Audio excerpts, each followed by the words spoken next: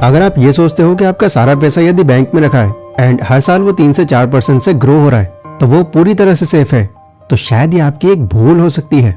वो कैसे? मैं बहुत प्रैक्टिकल जवाब देता हूँ इसका। देखो, लगभग हर बैंक हमको पैसा सेव करने के सजेशंस देता है, पैसा बचाने की एडवाइसेस देता है एंड हम भी बैंक्स की बात मानकर अपना सारा पैसा वहाँ डिपॉजिट कर देते हैं।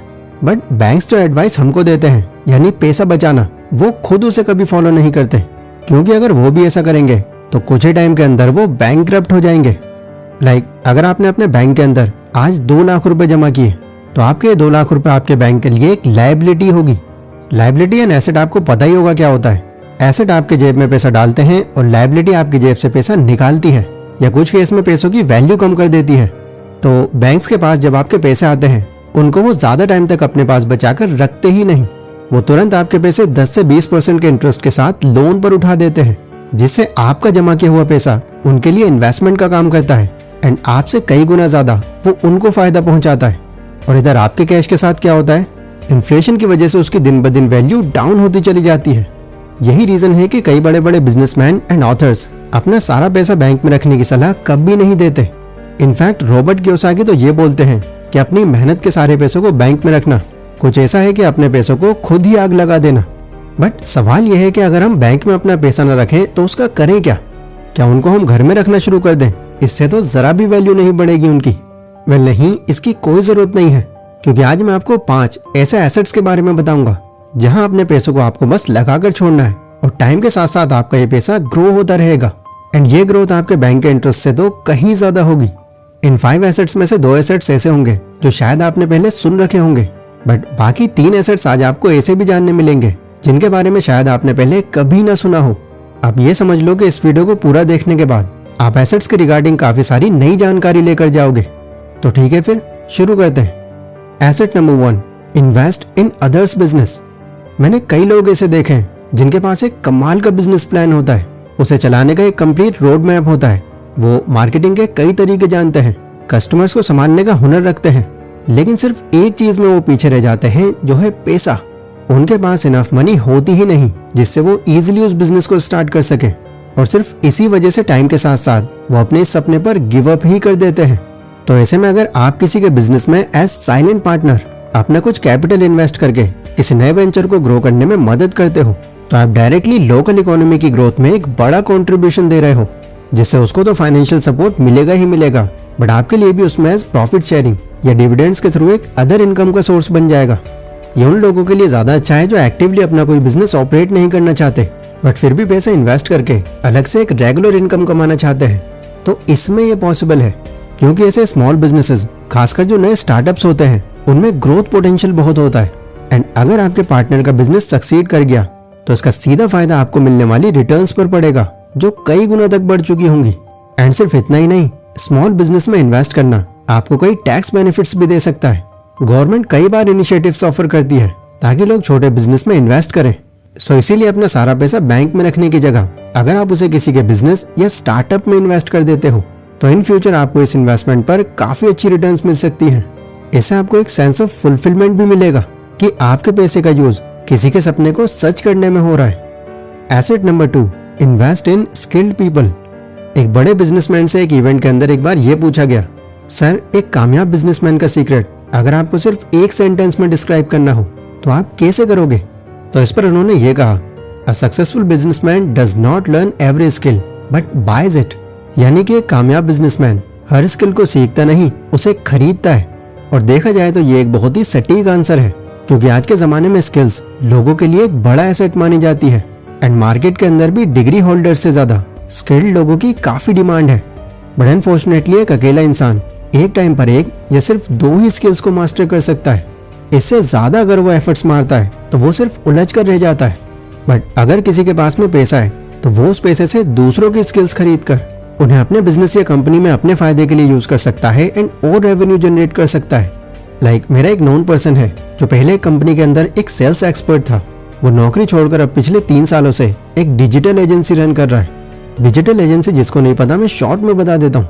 एक डिजिटल एजेंसी वो होती है जो बिजनेसेस और इंडिविजुअल्स को अलग अलग तरह की ऑनलाइन सर्विसेज प्रोवाइड कराती है। ऑनलाइन सर्विसेज जैसे कि social media marketing, graphic designing, video editing, content writing, web development या कॉपी राइटिंग। तो उसने मुझे बताया था कि उसने जब इसकी शुरुआत करी थी उसके पास इन्वेस्ट करने के लिए सिर्फ 3 लाख रुपए थे, जो इन्वेस्ट करके उसने 2 हाई एंड पीसी बनवाए। फिर उसने एक ऑफिस रेंट पर लिया एंड 40% शेयर पर 2 स्किल्ड वीडियो एडिटर्स को काम पर रख लिया। उसका काम सिर्फ एडिटर्स के लिए क्लाइंट्स लाना था एंड एज सेल्स एक्सपर्ट लोगों को इन्फ्लुएंस करने में पहले से ही माहिर था।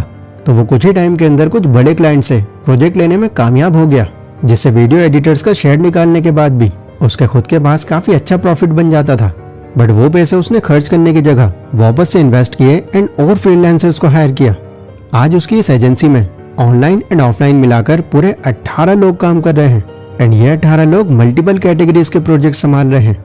और अभी के टाइम में वो सिर्फ एज प्रॉफिट 1 से 1.5 लाख रुपए तक हर महीने कमा रहा है।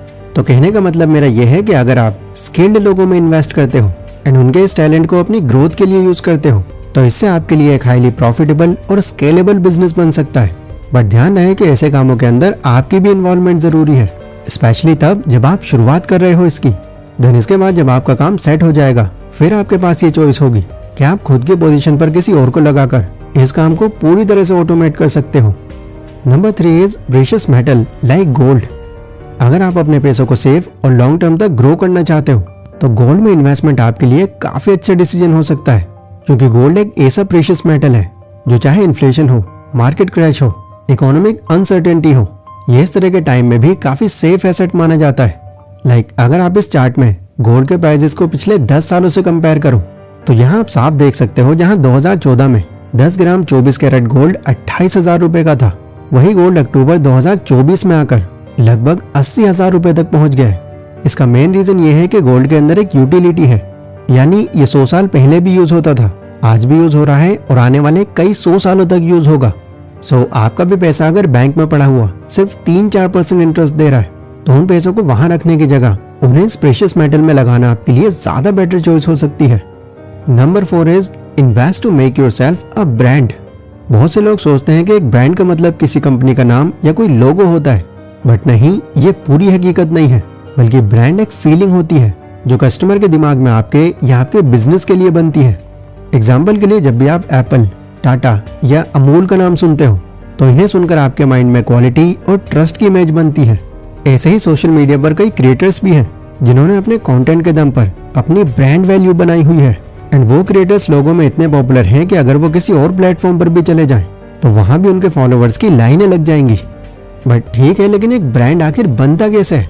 तो देखो, ब्रांड आप 2 तरीके से बना सकते हो, या तो कोई कंपनी खोलकर किसी प्रोडक्ट के थ्रू या सोशल मीडिया पर आकर अपने कंटेंट के थ्रू। कंपनी के थ्रू एक ब्रांड बनाना काफी चैलेंजिंग काम है एंड इसमें आपका बहुत सारा कैपिटल एंड सालों तक का टाइम लग सकता है। बट कंटेंट के थ्रू अपने पर्सनल ब्रांड बनाना इससे ज्यादा आसान है। आपको बस एक टीम चाहिए जो आपको हाई क्वालिटी में script, video editing, thumbnail designing ये सब रेडी करके दे दे, जिसके लिए ऑब्वियसली आपका पैसा लगेगा। बट अगर ये क्वालिटी ऐसी हुई जिसे कोई भी आसानी से कॉपी ना कर पाए तो सोशल मीडिया पर आपकी एक अलग पहचान बन जाएगी। लोग आपको जानने लगेंगे, कंपनीज आपको प्रमोशन के लिए अप्रोच करने लग जाएंगी, अलग अलग जगहों से आपको इन्विटेशंस मिलेंगे एंड फिर आपके पास पैसा बनाने के कई सारे रास्ते खुल जाएंगे। तो अगर आप लॉन्ग टर्म ग्रोथ, अच्छी खासी ऑडियंस और एक सस्टेनेबल बिजनेस बिल्ड करना चाहते हो तो सोशल मीडिया में अपनी ब्रांड वैल्यू पर इन्वेस्ट करना एक अच्छा डिसीजन हो सकता है आपके लिए। Number 5, digital asset like mobile application. अभी तक मुझे लगता था कि यार वो एप्लीकेशंस जो हम प्ले स्टोर पर देखते हैं उसे बनाने से लेकर पब्लिश करने तक हमारे अंदर बहुत सारी टेक्निकल नॉलेज होनी जरूरी है, खासकर प्रोग्रामिंग लैंग्वेज की नॉलेज, तभी हम उसको सही से ऑपरेट कर सकते हैं। बट जब मैंने इस बारे में एक ऐप डेवलपर से बात करी तो उसने मेरे सारे डाउट्स क्लियर कर दिए। उसने मुझे बताया कि ये जरूरी नहीं है, इनफैक्ट आधे से ज्यादा पब्लिशर्स तो ऐसे हैं जिनको जरा भी टेक्निकल नॉलेज नहीं है, बट फिर भी वो अपनी ऐप पब्लिश करके रेगुलर इनकम कमा रहे हैं। एक डिसेंट ऐप बनवाने के लिए आपके पास एक अमाउंट और कोई यूनिक आइडिया होना चाहिए, ऐसा आइडिया जो या तो किसी प्रॉब्लम को सॉल्व करता हो या किसी स्पेशल ऑडियंस के लिए यूजफुल हो। देन इसके बाद ऐप बनाना, उसमें फीचर्स डालना, उसे ऑपरेट करना, ये ऐप डेवलपर्स संभाल लेते हैं। इसके अलावा एक एप्लीकेशन से पैसे कैसे कमा सकते हैं, इसके उस डेवलपर ने मुझे 5 तरीके बताए, जिसमें सबसे पहला था पेड ऐप, जहां यूजर्स को ऐप डाउनलोड करने के लिए एक फिक्स्ड अमाउंट देना होता है। दूसरा था फ्रीमियम मॉडल, जिसमें बेसिक फीचर्स फ्री रखकर प्रीमियम फीचर्स के लिए चार्ज कर सकते हैं। तीसरा था इन ऐप एडवर्टाइजमेंट्स, जो आपने भी बहुत ज़्यादा देखा होगा। यहाँ एप्लीकेशंस में एड्स डालकर रेवेन्यू जनरेट किया जाता है। चौथा था सब्सक्रिप्शन मॉडल, जहाँ यूजर से मंथली या ईयरली फीस चार्ज करना होता है। एंड पांचवा था इन ऐप परचेजेस, जहाँ आप यूजर्स को वर्चुअल आइटम्स या एक्स्ट्रा फीचर्स बेच सकते हो। एक डिसेंट सी ऐप की स्टार्टिंग कॉस्ट 70 से 80 हज़ार रुपए से शुरू हो जाती है। फिर जितने ज़्यादा और यूनिक फीचर्स आप उसमें ऐड करवाते हो, फिर कॉस्ट आपकी उसी हिसाब से इंक्रीज होती है। तो ऐप बनवाकर उसे पब्लिश करना, ये भी आपके लिए रेगुलर इनकम का एक काफ़ी अच्छा सोर्स बन सकता है। बस कैच यहाँ पर यही है कि आपका ऐप यूनिक होना चाहिए। लेकिन फिर भी अगर आपके पास एक ऐप बनाने के लिए कोई भी यूनिक आइडिया नहीं है, तो फिर एक अनदर ऑप्शन भी है। लिंक्डइन वगैरह पर आपको कई ऐसे लोग मिल जाएंगे जो ऑलरेडी एक यूनिक ऐप पर काम कर रहे हैं, बट ऐप के लिए कैपिटल कम होने की वजह से उनको फंडिंग की जरूरत पड़ रही है। सो एज एंजल इन्वेस्टर आप उनको ज्वाइन कर सकते हो और उसमें अपना शेयर बना सकते हो। बट इस तरह की टीम्स की पूरी तरह से एक बार वेरिफिकेशन जरूर कर लेना। एंड जब आपको 100% यकीन हो जाए कि ये जेन्युइन है, तभी आपको इन्वेस्टिंग के लिए जाना चाहिए। तो दोस्तों, ये थे वो 5 एसेट्स जिनसे अपने पैसों की वैल्यू को आप कई गुना तक बढ़ा सकते हो। आपको इनमें से कौन सा एसेट ज्यादा काम का लगा, मुझे कमेंट करके जरूर बताना। ये वीडियो अगर आपको पसंद आई हो तो इसको लाइक जरूर कर देना। एंड आप भी अगर मेरी तरह इसी तरह की 2D एनिमेटेड वीडियोस बनाना सीखना चाहते हो, तो डिस्क्रिप्शन में इसके मैंने कंप्लीट कोर्स का लिंक दिया हुआ है, जहां से आप सिर्फ 399 रुपीज में इस तरह की कमाल की वीडियो सिर्फ 20 दिनों में बनाना सीख सकते हो। सो जाओ और ये नई स्किल सीखकर अपने अर्निंग पोटेंशियल को बढ़ाओ।